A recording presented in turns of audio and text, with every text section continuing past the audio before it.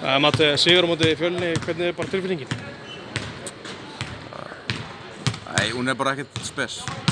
Við vorum bara áhugalausir og gerðum lágmarkið sem til þurfti. Spilum frábærir í þriðja leikluta og svona fyrstu 2, 3, 4 og það dugði til að ná einhverjum 25 stiga mun og þá bara stimpluðu menn sig úr vinnunni og já.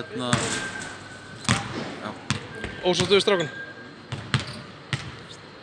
Ég verið alveg tómur hérna. Ég náttúrulega, það einu sem ég tek úr þessum leik bara 2 stig og bara job done, sko. Punktur.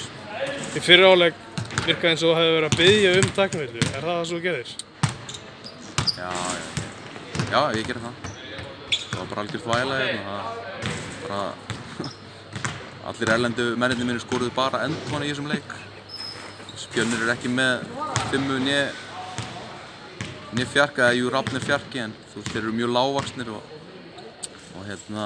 krátuðu teginn rosalega vel.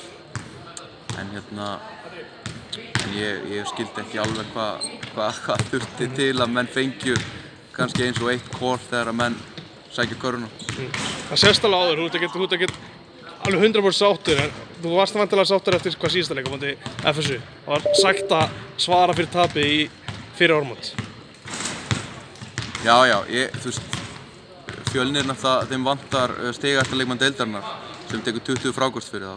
Þeim vantar báða þjálfarana sína. Þetta bara var ekki nógu gott, skilur við. Við erum með meiri standard en þetta. Þú veist. Já. Hvenær fáum við að sjá Orra spila aftur? Vonandi eftir svona viku, 2. Hvað er að hrjá hann? Fór í aðgerð, eitthvað svona botnlanga aðgerð dæmi fyrir 4 vikum, 3 vikum, þannig að þetta er svona week by week. Hvernig er staðan á Emil? Hann spilaði ekkert svo mikið? Nei, hann losnaði úr einangrun í dag. Þannig að, þú veist, hann bara var einhvern veginn bara ekki alveg í takti líka og aðrir búin að vera að æfa þessa 5 daga sem hann er ekki búin að æfa, þannig að Fjölnislið er ungt og efnilegt lið, hvað finnst þér um þetta? Að bara fylgjast með þér, finnst þér þetta skemmtilegt lið? Já, það er fullt af sprækum strákum með hana. Og það voru aðeins svona á smá gýtingu kannski að menna skjóta á bekkinu og aðeins og láta vita var það ekki allt í lagi bara?